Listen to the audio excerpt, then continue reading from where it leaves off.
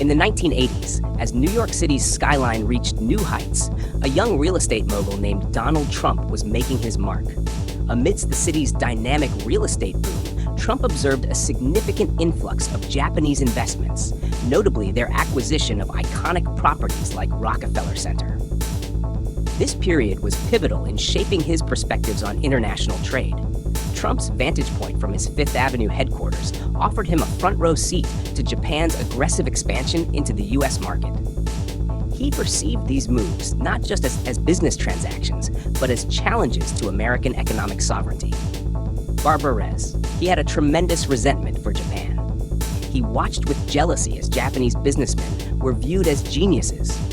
He felt America wasn't getting enough in return for assisting its ally Japan with military defense.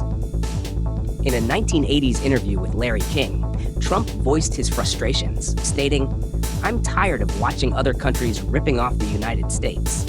This sentiment wasn't a fleeting thought, but a foundational belief that would influence his future policies. On The Oprah Winfrey Show in 1987, Trump elaborated on his views, criticizing allies for not paying their fair share and accusing Japan of making it impossible to do business in their country while benefiting from open U.S. markets.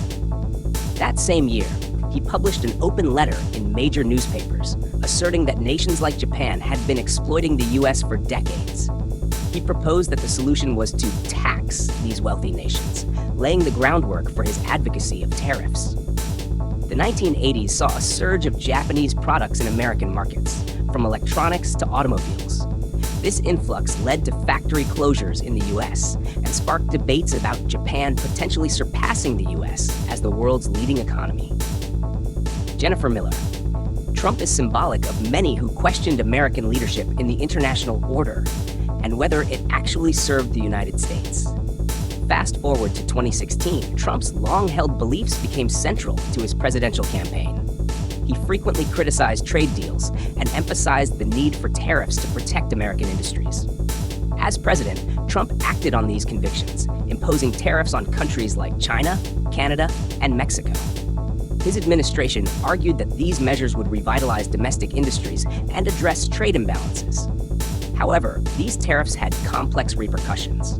While intended to protect U.S. industries, they led to increased costs for American consumers and strained relationships with key allies. The global economy felt the ripple effects, with disrupted supply chains and retaliatory tariffs. In 2025, President Trump met with Japanese Prime Minister Shigeru Ishiba, expressing a desire to reduce the U.S. trade deficit with Japan. Discussions included potential tariffs on Japanese goods, highlighting the ongoing tension in U.S.-Japan trade relations. Tariffs are kind of a showy thing that you can say, "Look what I did.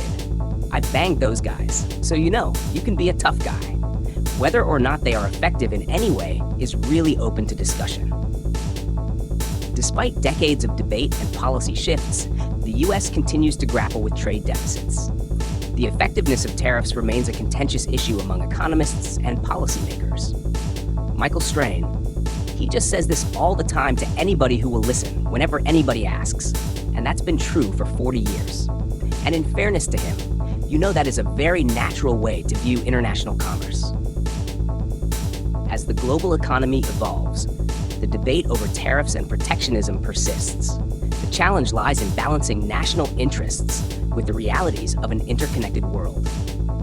Donald Trump's journey with tariffs, rooted in his experiences from the 1980s, underscores the complexities of trade policy, a narrative that continues to shape the economic discourse today.